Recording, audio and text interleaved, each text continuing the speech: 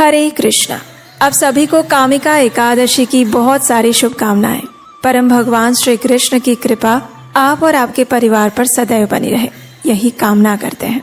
आज है चातुर्मास की पहली एकादशी, जिसका नाम है कामिका एकादशी। श्रावण मास के कृष्ण पक्ष में आने वाली इस एकादशी का पालन करने से मनुष्य को अनंत गुना अधिक पुण्य फल की प्राप्ति होती है। और इस कामिका एकादशी की कथा का सिर्फ श्रवण करने मात्र से भी वाजपेयी यज्ञ का फल प्राप्त होता है। तो चलिए आज इस पावन अवसर पर हम इसी कामिका एकादशी से जुड़ी हुई पौराणिक कथा का श्रवण करते हैं। आइए आज की कामिका एकादशी व्रत कथा आरंभ करते हैं। कामिका एकादशी व्रत कथा का वर्णन हमें ब्रह्म वैवर्त पुराण में प्राप्त होता है, जहाँ पर भगवान श्री कृष्ण और धर्मराज युधिष्ठिर के बीच में एक महत्वपूर्ण संवाद हो रहा था। एक समय महाराज युधिष्ठिर ने कहा, हे परम भगवान श्री कृष्ण, मैं श्रावण मास के कृष्ण पक्ष में आने वाली एकादशी के विषय में सुनना चाहता हूँ। कृपया आप मुझे इसके विषय में बताइए, इसका माहात्म्य सुनाइए। तब भगवान श्री कृष्ण ने उत्तर दिया, हे राजन, कृपया समस्त पापों का नाश करने वाली इस एकादशी के बारे में ध्यान पूर्वक सुनिए। एक समय नारद मुनि ने भी ब्रह्मा जी से इसी विषय में जिज्ञासा प्रकट करते हुए प्रश्न पूछा था, और तब ब्रह्मा जी ने उन्हें उत्तर देते हुए इस प्रकार कहा था। ब्रह्मा जी ने कहा, हे पुत्र, तुलसी को उगाने से भगवान कृष्ण के धाम में वास मिलता है, और श्रावण मास के कृष्ण पक्ष में आने वाली एकादशी को कामिका एकादशी कहा जाता है। इस शुभ दिन को भगवान विष्णु की उपासना करनी चाहिए। पवित्र तीर्थों में निवास करना और स्नान करने से प्राप्त पुण्य फल इस दिन मात्र भगवान श्री कृष्ण की आराधना करके ही प्राप्त किया जा सकता है। इसीलिए प्रत्येक मनुष्य का कर्तव्य है कि वो इस कामिका एकादशी व्रत का श्रद्धा और नियम पूर्वक पालन करे। जिस प्रकार कमल दल जल से अछूता रहता है, उसी प्रकार इस कामिका एकादशी के प्रभाव से मनुष्य हर प्रकार के पापों से अछूता रह जाता है। तुलसी पत्र से भगवान श्री हरि की उपासना करने वाला मनुष्य पापों से मुक्त हो जाता है। तुलसी महारानी के दर्शन मात्र से मनुष्य पाप मुक्त हो जाता है। तुलसी दल के स्पर्श करने मात्र से हमारा शरीर शुद्ध हो जाता है। तुलसी देवी को वंदनाएं अर्पित करने से सभी रोग दूर हो जाते हैं, और तुलसी देवी को स्नान करवाने से यम भय से मुक्ति मिलती है। तुलसी देवी के पौधे को उगाने से भगवान श्री कृष्ण के धाम में वास मिलता है, और तुलसी पत्र को भगवान श्री हरि के चरण कमलों में अर्पित करने से शुद्ध भक्ति प्राप्त होती है। और इसीलिए इस चातुर्मास की प्रथम कामिका एकादशी के दिन तुलसी देवी को प्रणाम और घी का दीपक अवश्य अर्पित करना चाहिए। और जो मनुष्य इस दिन ऐसा करता है, उसके पुण्य फलों का अनुमान स्वयं चित्रगुप्त भी नहीं कर सकते। इसके गौण फल स्वरूप कामिका एकादशी व्रत पालन द्वारा ब्राह्मण हत्या और भ्रूण हत्या जैसे घनिष्ठ पाप भी नष्ट हो जाते हैं। इस एकादशी का महात्म्य अत्यंत विशेष है। इस कामिका एकादशी के दिन शंख, चक्र और गदा तथा पद्म धारण करने वाले भगवान विष्णु की विशेष पूजा अर्चना और आराधना करनी चाहिए। जो लोग इस एकादशी के दिन पर धूप, दीप और नैवेद्य से भगवान विष्णु की आराधना करते हैं, उन्हें गंगा स्नान से भी अधिक लाभ प्राप्त होता है। सूर्य ग्रहण और चंद्र ग्रहण के दौरान केदारनाथ और कुरुक्षेत्र में स्नान करने से जो पुण्य फल प्राप्त होता है, वही कामिका एकादशी के दिन भगवान विष्णु की श्रद्धा पूर्वक पूजा करने से प्राप्त होता है। श्रावण मास में भगवान विष्णु की श्रद्धा पूर्वक पूजा करने का फल पृथ्वी, उसके महासागरों और जंगलों का दान करने से प्राप्त पुण्य से भी कहीं ज्यादा अधिक है। व्यतिपात मास में गंडकी नदी में स्नान करने से प्राप्त पुण्य फल भगवान विष्णु की पूजा करने से प्राप्त पुण्य फल के समतुल्य माना जाता है। भगवान की उपासना का फल संसार में सबसे बड़ा माना गया है।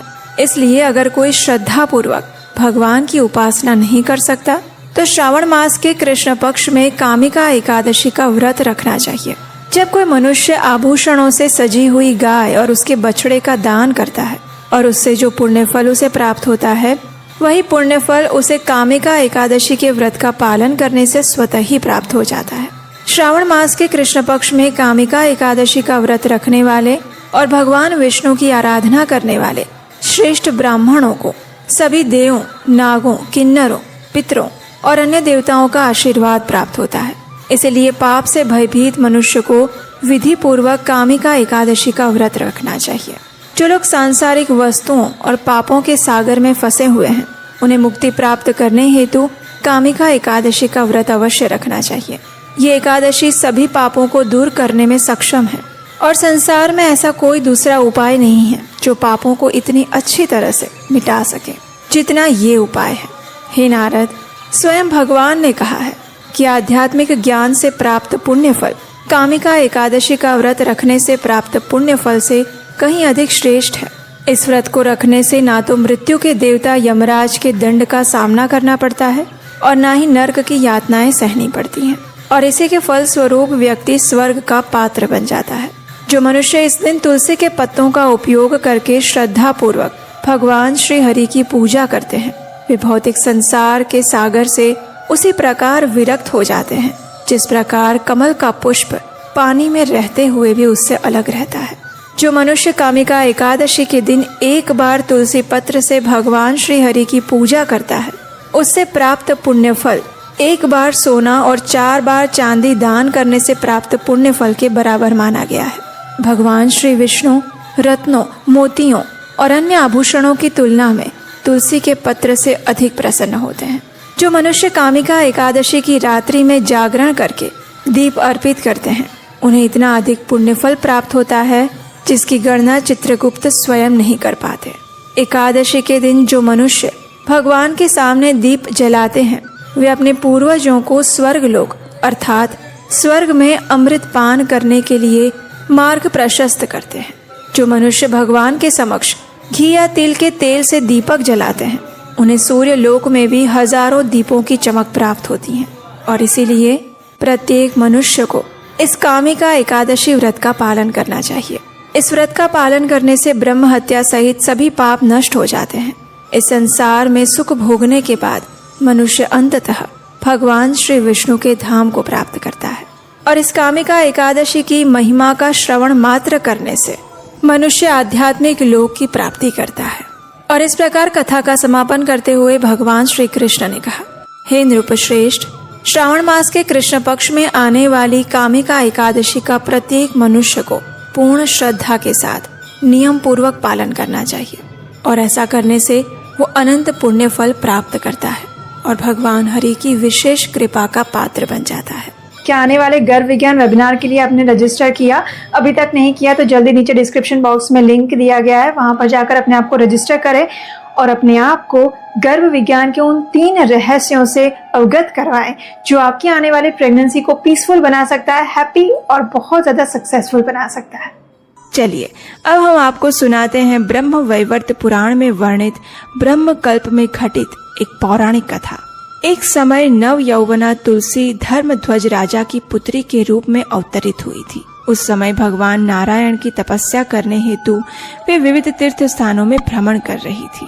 ऐसे में गंगा तट पर उन्होंने विघ्न विनाशक गणेश जी को देखा।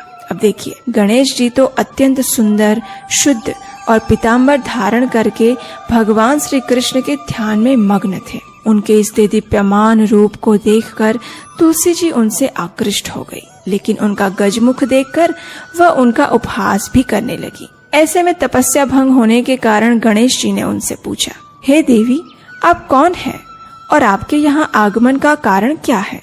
क्या आप नहीं जानती कि तपस्वियों का ध्यान भंग करना सदैव पापजनक होता है? गणेश जी की बात सुनकर तुलसी जी ने कहा, मैं धर्मध्वज की कन्या हूँ और मैं पति प्राप्त करने हेतु तपस्या कर रही हूँ। आपको देखकर मैं आपसे आकृष्ट हुई, कृपया मुझे अपनी पत्नी के रूप में स्वीकार करें। इस बात को सुनकर गणेश जी ने कहा, हे देवी, विवाह करना बड़ा ही भयावह कार्य है और विवाह सर्वदा दुखों का कारण बनता है, इसलिए मेरी विवाह करने की कोई इच्छा नहीं। इसलिए कृपया आप मेरी ओर से अपना ध्यान हटाकर किसी और पुरुष को ढूंढिए। ये सुनकर तुलसी जी को क्रोध आ गया और उन्होंने कहा, तुम्हारा विवाह अवश्य होगा। जब गणेश जी ने उनका ये रूप देखा तो उन्होंने तुलसी जी को श्राप दिया, हे देवी, तुम निसंदेह असुर पत्नी बनोगी और उसके पश्चात भगवत कृपा से तुम वृक्ष बन जाओगी। अब ये सुनकर तुलसी जी अत्यंत भयभीत हो गई और गणेश जी को प्रार्थनाएं करने लगी कि वो इस श्राप को वापस ले। लेकिन गणेश जी ने कहा, हे देवी, तुम सभी पुष्पों में प्रमुख बनोगी। कालांतर में तुम भगवान नारायण की प्रिय बनोगी। तुम्हारे द्वारा किया हुआ पूजन मनुष्यों के लिए सदैव लाभकर होगा। तुम भगवान श्री कृष्ण की अत्यंत प्रिय बनोगी और मेरे द्वारा सदैव त्याज्य रहोगी।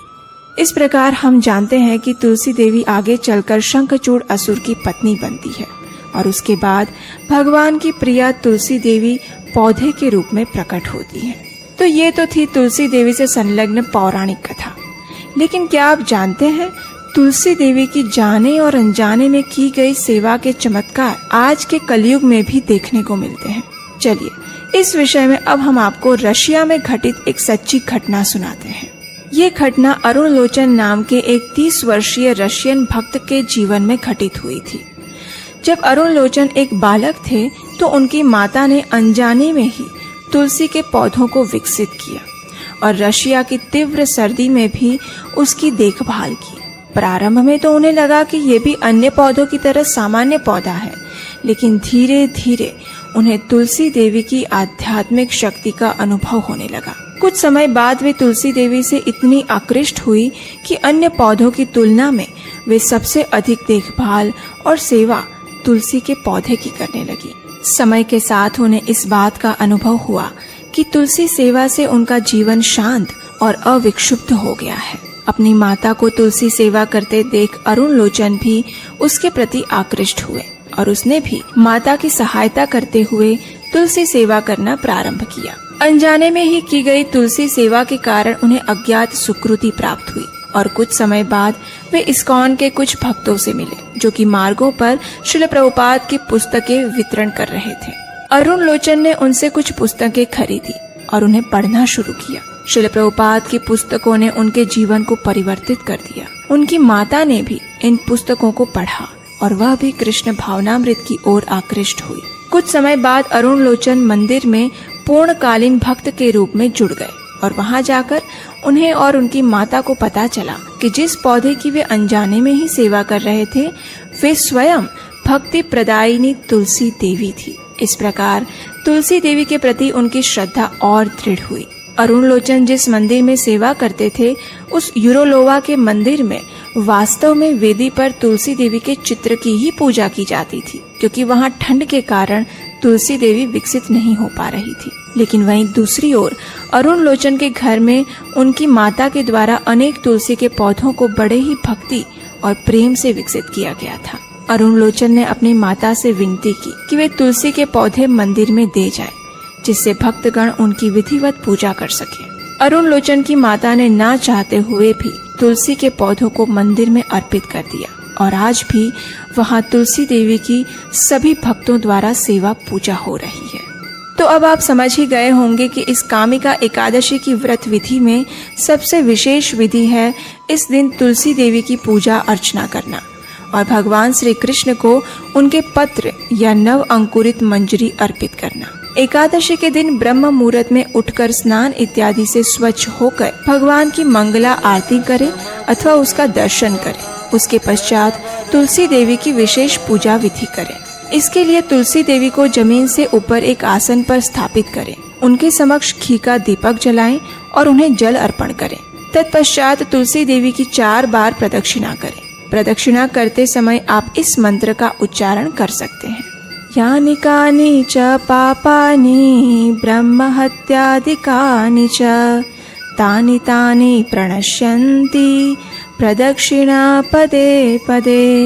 उसके बाद तुलसी देवी को प्रणाम करें और उनके समक्ष बैठकर हरे कृष्ण कृष्ण कृष्ण हरे हरे, हरे राम राम राम हरे हरे इस महामंत्र का अधिक से अधिक मात्रा में जाप करें। एकादशी जदि कहीं दीपदान करती एई श्रावण कृष्ण एकादशी दिन विशेष करी ताहले तांकर एते पुण्य हुए चित्रगुप्त से पुण्य लेखिया पाई मध्य असमर्थ होई पारंती। अर्थात चित्रगुप्तଙ୍କ पांजीरे पापर तो प्रश्न ही उठेनी। केते पुण्य अछि केते पाप अछि पचारिले तार एते पुण्य थाए जमराजांग पाखरे से कहि पारंतीनी जे तांकर पुण्य केते। तेणु एई तुलसी को पूजा विशेष करी एही एकादशी रे नितांत आवश्यक। एक कथा भगवान श्रीकृष्ण युधिष्ठिर को शुणाउछन।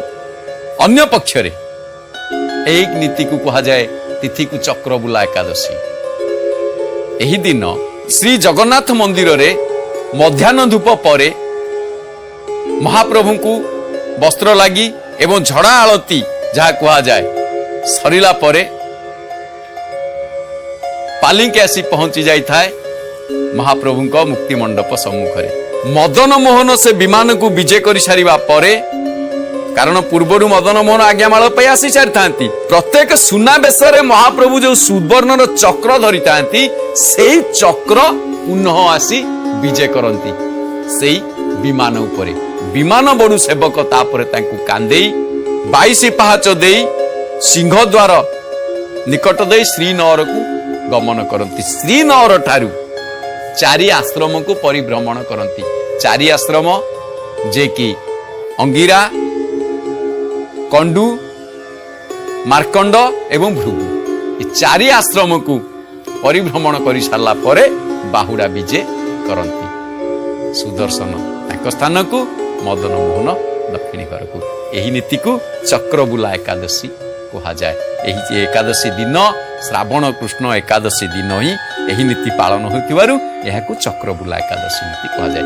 यही ठाकुर को जो माने दर्शन करती एवं जो माने विमान को स्पर्श करिथांती से माने भगवान को निकट रे जीवन सारा माने आउ केबे से कौनसी जोनि रे जन्म नियंती नाही, अर्थात भगवान का पाखर साजुज्य मुक्ति पाइछन। जीवन रे कष्ट दुख क्लेश ताप ये सबू ताकर दूरे दी थाए, मन जीवन सारा आनंदमय रही थाए। जय जगन्नाथ।